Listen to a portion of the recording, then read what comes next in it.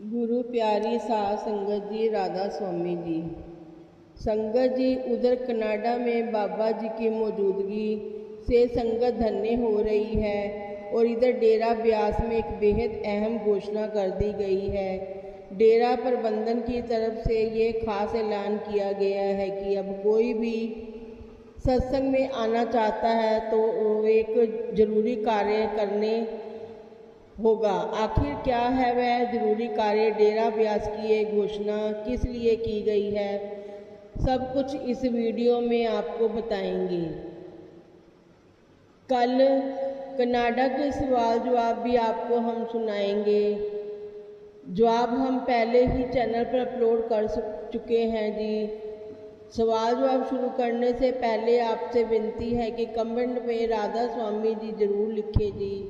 अब आइए पहले सुनते हैं सवाल जवाब। एक बहन बाबा जी से पूछा, बाबा जी आपने मुझे संतान दी, अच्छा जीवन साथी दिया, उसके लिए बहुत बहुत धन्यवाद। बाबा जी तुरंत मुस्कुराकर कहने लगे, क्यों सासू माँ ठीक नहीं है क्या?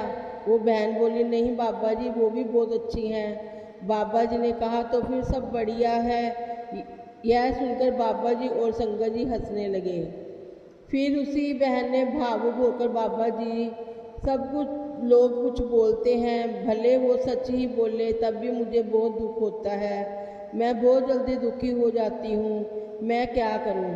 बाबा जी ने बड़े प्रेम से बोले, बेटा तूने वो कहानी सुनी है जिसमें एक बाप और बेटा गधे पर जा रहे थे। बेटा पैदल चल रहा था और बाप गधे पर बैठा था।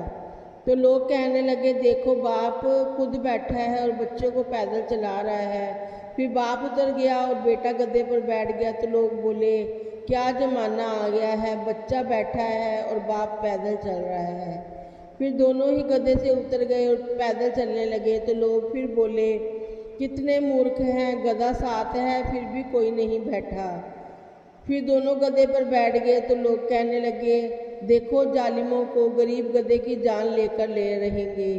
फिर बाबा जी ने कहा, बेटा दुनिया तो कुछ ना कुछ तो कहेगी, तुझे ये देखना है कि तेरा रास्ता सही है या नहीं। लोगों की बातों को अपने दिल और दिमाग पर मत लेना। हमें घबराना नहीं, बस मालिक में विश्वास रखना है। अगर हम सही हैं तो फिर हमें घबराने की क्या ज़रूरत है। फिर बाबा जी ने कहा, उस बहन को समझाया, बेटा ये ध्यान रखना कि प्यार हमेशा उस मालिक से करना है, वही हमारी ज़रूरतों को, हमारे भावों का ख्याल रखता है। जब हम बाबा जी ने ये बात कही तो टोरंटो की संगत भावुक हो गई। आगे एक लड़का बाबा जी से कहने लगा, बाबा जी 2014 और 2015 से कोशिश कर रहा हूँ कभी आपके सामने शब्द पढ़ सकूँ, लेकिन हर बार मुझे स्टेज पर आने से पहले ही बाहर कर दिया जाता है। मैं आपकी उपस्थिति में शब्द पढ़ने का अवसर चाहता हूँ, पर अब तक नहीं मिल पाया। उसने कहा, मैं सिर्फ 2 लाइनें पढ़ना चाहता हूँ। बाबा जी मुस्कुराए और कहने लगे, बेटा मेहनत जारी रखो, एक दिन जरूर मौका मिलेगा। फिर उसने 2 पंक्तियाँ वहीं सुना दी। उस नौजवान ने हंसते हुए पूछा, बाबा जी अगर मेरी उम्र 22 साल हो गई हो तो मैं क्या करूं? बाबा जी तुरंत संगत की तरफ देखकर बोले, जैसे अभी इस भाई साहब ने शब्द पढ़ा, क्या तुम्हें वह 22 साल का लग रहा था? इतना सुनते ही सारी संगत जोर जोर से हंसने लगी। फिर आगे एक बहन ने ऐसी बात कही जो सारी संगत को बुरी लग गई। उसने कहा, बाबा जी अब हमारा प्रेम कहीं ज़्यादा हुजूर के साथ जुड़ गया है। आपके लिए वो पहले जैसी भावनाएं अब महसूस नहीं होती। बाबा जी ने ये बात बहुत ही शांत स्वर में सुनी और मुस्कुराकर कहा, अच्छा तो अगली बार मैं नहीं आऊँगा और हजूर जी को ही भेज दूँगा। बाबा जी ने तो मजाक में कहा था, लेकिन उनके ये शब्द सुनकर वहाँ बैठी संगत एक पल को बिल्कुल सतपत्र रह गई। वो हैरान हो गई, सबके दिल पर एक हल्का सा भार आ गया।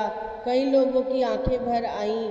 कुछ संगत जन तो वहीं बैठे बैठे रोने लग पड़े और जब इस सवाल पूछने वाली बहन को देखने लगे, सोचने लगे ये कैसा सवाल है। संगत की आंखों में गुस्से के भाव थे। फिर आगे एक लड़का बाबा जी से कहने लगा, बाबा जी अक्सर उलझनों में मैं फंसा रहता हूँ। जब भी मन में कन्फ्यूज़न होती है, मेरा कोई काम ठीक से नहीं हो पाता। ऐसे में मुझे क्या करना चाहिए?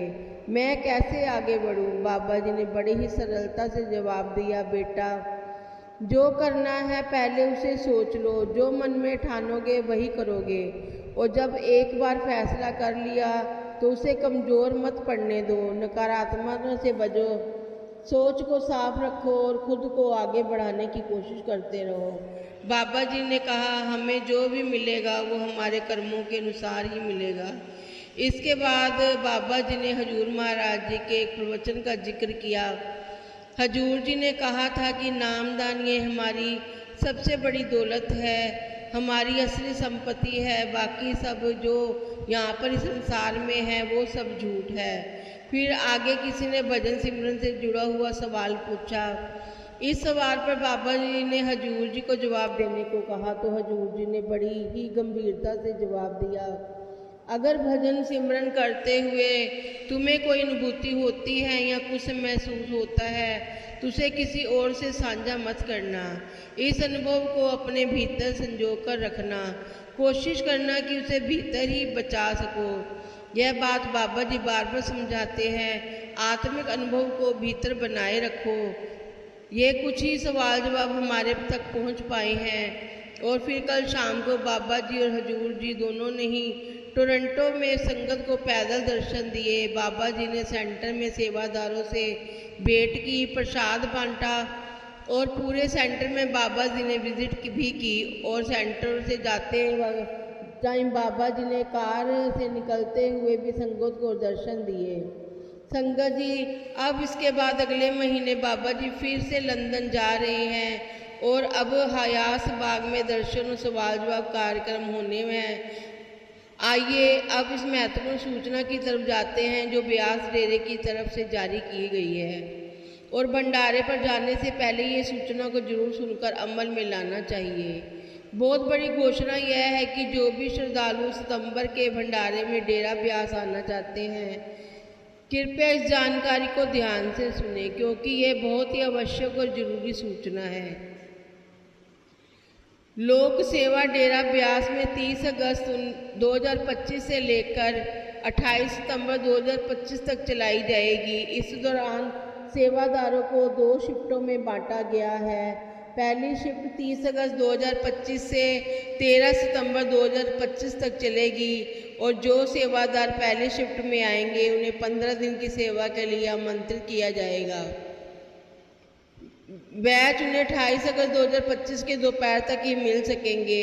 संगत जी से निवेदन है कि दोपहर तक हर हाल में पहुंच जाएं जी, क्योंकि इसके बाद आने वालों को बैच नहीं दिया जाएगा। 14 सितंबर 2025 से 28 सितंबर 2025 तक दोनों शिफ्टों के लिए अलग अलग नाम की सूची आना अनिवार्य है जी। अगर कोई पूरे महीने की सेवा करना चाहता है तो उसके नाम को दोनों शिफ्टों की नाम सूची में लिखा जाएगा। बाबा जी और हजूर जी दोनों भंडारों में मौजूद रहेंगे। सेवा के दौरान संगत को दर्शन भी देंगे, संगत सत्संग भी होंगे, सवाल जवाब भी होंगे जी। और यह महीना बहुत ही महत्वपूर्ण होगा। सभी संगत से विनती है कि अपने अपने सेंटर से नाम सूची लेकर आएं और सेवा में पूर्ण योगदान करें। संगत जी जिनको भी सेवा मिलती है वो बहुत भाग्यशाली होते हैं, क्योंकि यह सेवा कोई साधारण काम नहीं बल्कि सतगुरु की कृपा, दया और रहमत ही संभव होती है। हजूर महाराज जी कहा करते थे कि अगर मालिक चाहे तो सेवा ईंट पत्थरों से भी करवा सकते हैं। एक बार किसी ने महाराज जी से सवाल किया कि आश्रम में एक ही चीज़ को बार बार बनाया और फिर तोड़ा जाता है, इससे बहुत सारा खर्च भी होता है, आखिर ऐसा क्यों किया जाता है? हजूर जी ने उस व्यक्ति को बड़ा ही प्रेम से उत्तर दिया। उन्होंने कहा, ये जो सेवा सत्संग से संगत से कराई जाती है, इसका कारण सिर्फ काम करवाना नहीं, मगर ऐसा ही होता है तो मशीनों से काम बहुत जल्दी हो जाता है। आजकल की तकनीक इतनी आगे बढ़ चुकी है कि जो काम संगत 20 दिन में करे वो मशीनें 4 दिन में कर सकती हैं। फिर हजूर जी ने बोले, मैं संगत से सेवा इसलिए करवाता हूँ ताकि उनके कर्म कटें, उनका मन झुके ना सीखे, उनका मालिक के साथ रिश्ता गहरा हो सके। मशीनें तो बस काम करेंगी, लेकिन संगत जी जब प्रेम से सेवा करती है तो उनके अंदर मालिक के लिए प्यार पैदा होता है और यही प्रेम उन्हें मालिक से जोड़ता है जी। हम सब मालिक से जुड़ने की कोशिश करते हैं, लेकिन ये रिश्ता इतना आसानी से नहीं जुड़ता। हम संसार की मोह माया में फंसे रहते हैं। बच्चों का प्यार, कारोबार की चिंता, यही सब हमें जकड़े रहते हैं। महाराज जी अक्सर समझाया करते थे कि ये संसार एक दलदल की तरह है, जितना ज़्यादा पैर मारोगे उतना ही अंदर घसते जाओगे। माया से ने हर तरफ अपनी जाल फैला रखी है, मोह के रूप में तो कभी लोभ के रूप में। सवाल उठता है कि जब परमात्मा ने सृष्टि बनाई है तो उसने एक नियम तय किया है, जैसी करनी वैसी भरनी। जब आत्माएं सचखंड से नीचे आई तो उनके पास कुछ भी नहीं था, सब खाली हाथ ही आए थे। उन्होंने जैसा कर्म किया वैसा ही फल भोगा और यही सिलसिला चलता आ रहा है। और धीरे धीरे काल भगवान के जाल में फंसता चली गई।